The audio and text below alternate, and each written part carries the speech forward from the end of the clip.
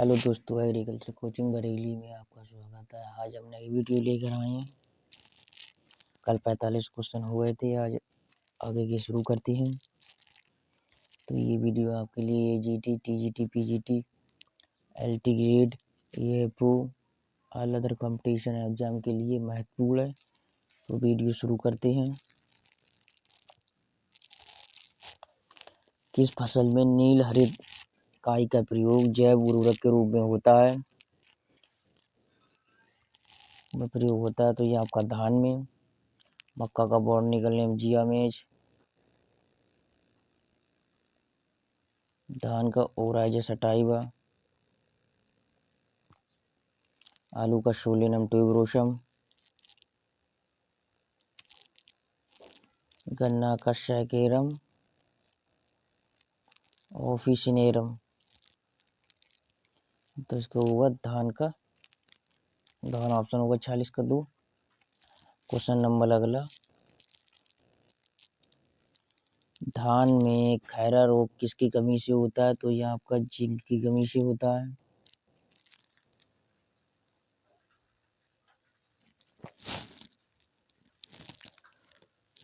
Azotobacter का प्रयोग करते हैं, तो ये आपका धान में भी करते हैं, कपास में, गन्ने में। तो ऑप्शन होगा आपका सभी। 48 का 4 आंसर। क्वेश्चन नंबर 49, किस फसल की कुल जलमांग सबसे अधिक है? किस फसल की कुल जलमांग सबसे अधिक है? तो ये आपका गन्ने की।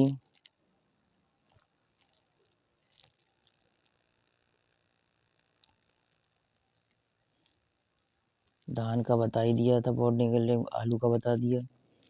गन्ने का बता दिया, गेहूं का ट्रेटिकम एस्टिवम। इसका ऑप्शन होगा गन्ना। क्वेश्चन नंबर अगला, खरीफ दलहनी फसलों में सामान्यतः प्रयोग होने वाला खरपतवारनाशी है? तो ये आपका पेंडिमेथिलिन।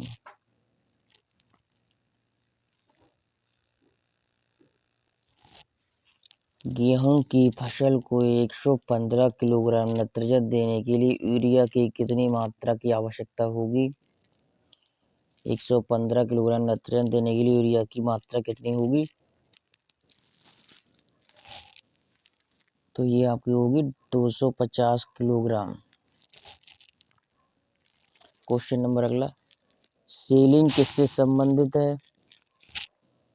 सेलिंग किससे संबंधित है?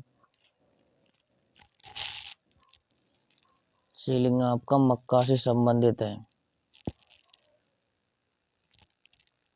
सिसर एरिटिनम, बॉटनिकल नेम है इसका सिसर एरिटिनम। सेलिंग किससे संबंधित है? आप होगा मक्का।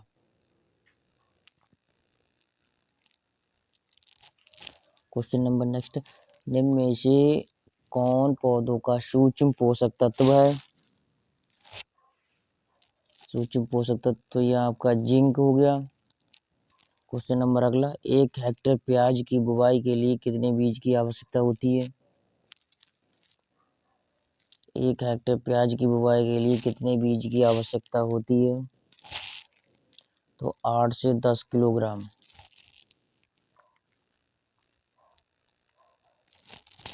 निम्न में से किसमें विटामिन सी की प्रचुरता होती है? संतरे में। विटामिन सी की जो प्रचुरता होती है वो संतरे में होती है आपकी।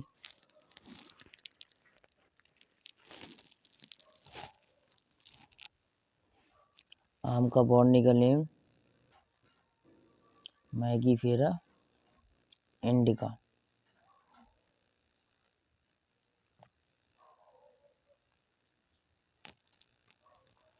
भारत में कृषि जलवायु प्रदेश हैं। भारत में कृषि जलवायु प्रदेश हैं।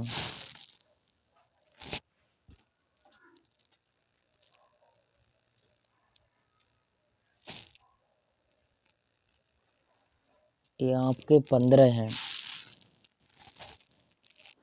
भारत में कृषि जलवायु प्रदेश हैं, तो ये आपके 15 हो गए। ऑप्शन नंबर 2, केनिंग के पितामह कहे जाते हैं, तो एन स्पोर्ट्स, एन एपेटर्स,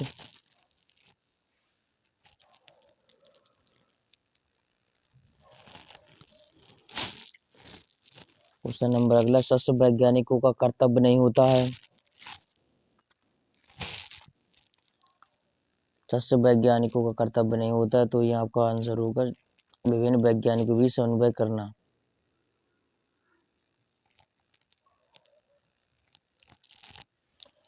क्वेश्चन नंबर अगला, सब्जी की प्रतिदिन व्यक्ति आवश्यकता होती है, तो ये आपका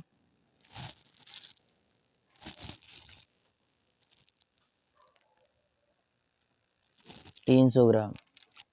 कहीं कहीं लिखा होता है आपका 250 से 300।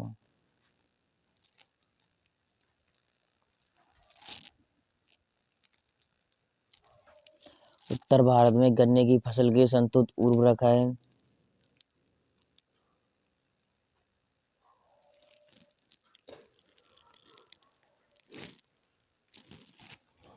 तो ये आपका होगा ऑप्शन नंबर 2, 150 अनुपात 60 अनुपात 40 किलोग्राम प्रति हेक्टेयर।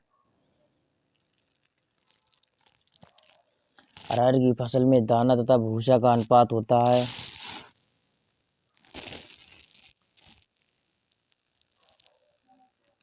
तो ये आपका होता है 1:6 से 8 के बीच, भूसा तथा दाना का अनुपात। अब क्वेश्चन नंबर अगला, कौन सी फसल उतेरा खेती में की जाती है?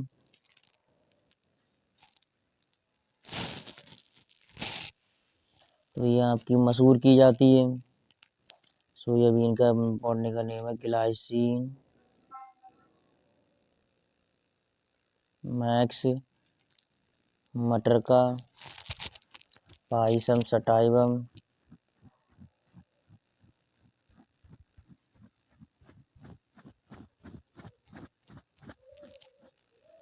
क्वेश्चन नंबर अगला, ऑप्शन नंबर 2 होगा इसका।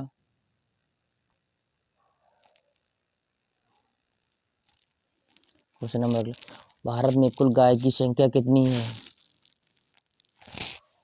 195 मिलियन। गायों की संख्या भारत की स्थिति है द्वितीय स्थान है, भारत की स्थिति गायों की संख्या में। भारत में 1999 से 2000 में बकरी की संख्या कितनी थी? 115.3 मिलियन। भारत में 1999 से 2000 में बकरियों की संख्या कितनी थी? 115.3 मिलियन। क्वेश्चन नंबर अगला, निम्न में से कौन सा जानवर जुगाली वाला नहीं है? तो ये आपका सूअर हो गया।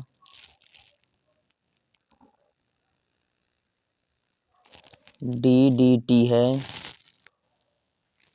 तो ये आपका धूम्रक विष है, ऐसा विष है, तो ये आपका धूम्रक विष है। क्वेश्चन नंबर अगला, रोगार जाना जाता है, तो डाइथेमेट को रोगार जाना जाता है डाइथेमेट के रूप में। गाय भैंस का औसत तापक्रम कितना होता है? तो आपका 101 डिग्री फ़ारेनहाइट।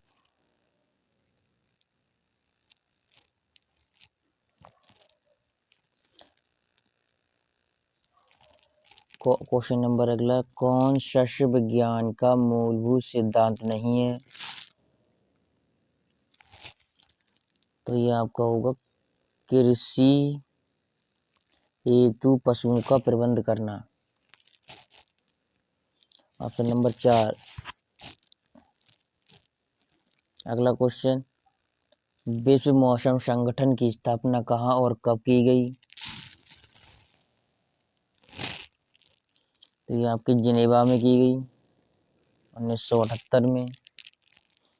विश्व मौसम की विश्व मौसम संगठन की स्थापना और कब और कहाँ की तो ये आपकी जिनेवा में 1978 में। क्वेश्चन नंबर अगला,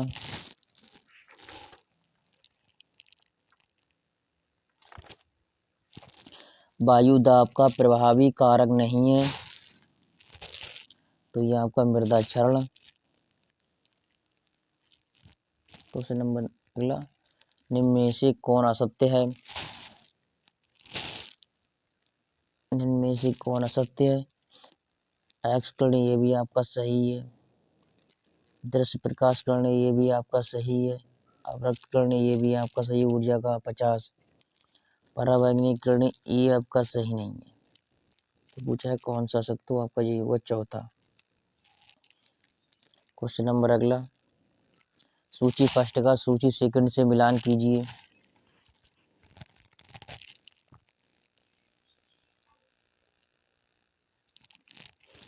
तो इसका होगा धान का होगा 20 डिग्री सेंटीग्रेड। धान का होगा 20 सेंटीग्रेड। गेहूं का होगा 20 सेंटीग्रेड।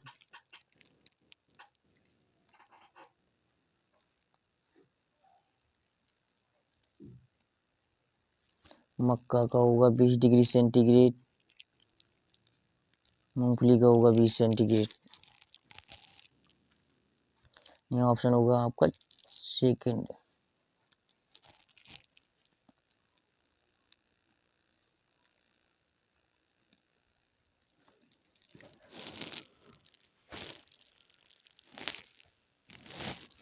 इसका ऑप्शन होगा ऑप्शन नंबर 2। शीतृ पौधों का सही क्रम क्या है? तो मूंगफली, आलू, गेहूं, सोयाबीन। इसका होगा आपका ऑप्शन नंबर 2। मूंगफली, आलू, गेहूं, सोयाबीन ये आपके शीतृ पौधे हैं। अन्ना, धान, बाजरा, मक्का ये आपके शीतोर पौधे हैं। क्वेश्चन नंबर अगला, मधुमक्खी की कौन सी प्रजाति भारतीय नहीं है? Apis mellifera. एपिस मेलिफेरा मधुमक्खी कौन सी प्रजाति भारतीय नहीं है? तो ये आपकी एपिस मेलिफेरी है। क्वेश्चन नंबर अगला, 1 हेक्टेयर के लिए लहसुन की कितनी क्लोव्स की आवश्यकता होती है? तो 500 किलोग्राम क्लोव्स की आवश्यकता होती है आपके लिए। क्वेश्चन नंबर अगला, पपीते की कौन सी प्रजाति में सबसे अधिक पपेन मिलता है? तो पूसा मजेस्टी से। पपीते की कौन सी प्रजाति सबसे अधिक पपेन मिलता है? तो ये आपकी होगी पूसा मजेस्टी। क्वेश्चन नंबर अगला, सेब के फल सेट होते समय कम से कम कितना तापक्रम होना चाहिए?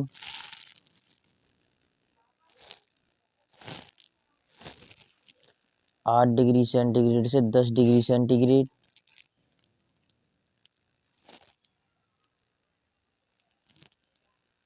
8 डिग्री सेंटीग्रेड से 10 डिग्री सेंटीग्रेड होना चाहिए। आंवला को नमक के घोल में कितने दिनों तक रखा जाता है? तो 75 दिन तक रखा जाता है। आंवला के नमक घोल कितने दिन रखा जाता है? 75 दिन तक रखा जाता है।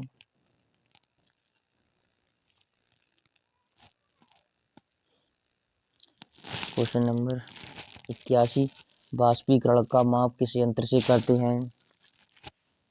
तो लाइसोमीटर से करते हैं। लाइसोमीटर से करते हैं। वाष्पीकरण का माप किस यंत्र से करते हैं? तो ये आपका लाइसोमीटर से करते हैं। बैरोमीटर ये आपका वायु दाब मापी है।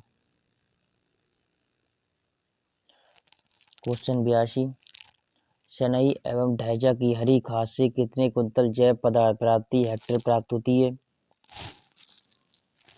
तो आपका 300 से 325 कुंटल प्राप्त होती है जैव पदार्थ।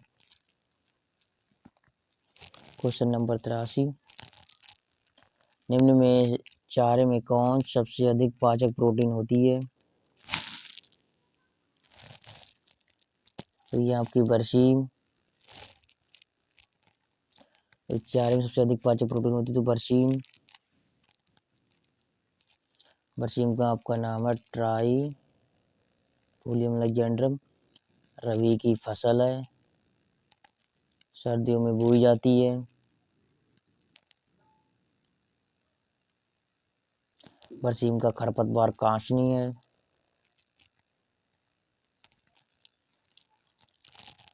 क्वेश्चन नंबर 84, एशियन की लगभग कितनी मात्रा पशुओं के सेवन के लिए हानिकारक होती है? 0.50 ग्राम। नेपियर घास को किस कारण ग्वार या लोबिया से मिलाकर खिलाना चाहिए? किसके साथ मिलाकर खिलाना चाहिए? तो ऑक्जेलिक अम्ल के कारण।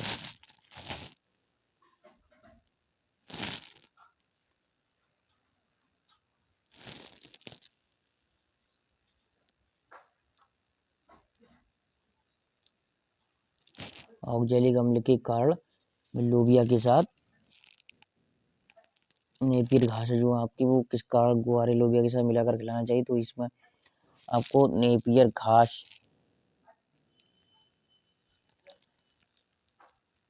घास को ग्वार लोबिया के साथ मिलाकर जिससे ऑक्जेलिक अम्ल के कारण खिलाना चाहिए।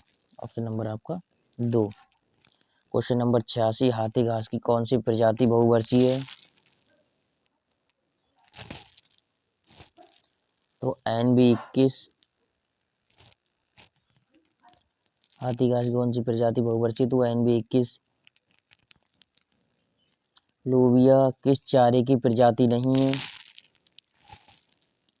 आजाद एक की। लोबिया जो आपकी प्रजाति किस चारे की प्रजाति नहीं है? तो आपकी आजाद एक की। मूंगफली की कौन सी प्रजाति ग्रीष्मकालीन में उगाई जाती है? तो ये आपकी अंबर प्रजाति मूंगफली की ग्रीष्मकालीन में उगाई जाती है।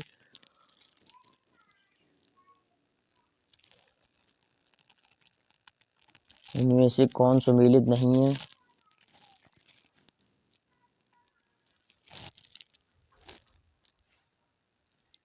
बरौला, ये भी सही है आपका। बरौला आपकी सिंचित असिंचित दशा हेतु बुआई होती है। वरदानवी, नरेंद्र लवणीय भूमि के लिए। K48 ये आपका सुमेलित नहीं है। क्वेश्चन नंबर 90, कौन सुमेलित नहीं है? तो ये भी आपका सही है, अंगमारी मैनकोजेब 75 WP। ये आपका गलत है। Option number 2। गन्ने की 1 हेक्टेयर बुआई के लिए कुल कितने किलोग्राम गन्ने के बीज की आवश्यकता होती है? गन्ने की 1 हेक्टेयर बुआई के लिए कुल कितने किलोग्राम आवश्यकता होती है? तो 7000 से 7500 किलोग्राम। 7000 से 7500 किलोग्राम बीज की आवश्यकता होती है। को ऑप्शन नंबर पहला। आज के लिए इतना ही।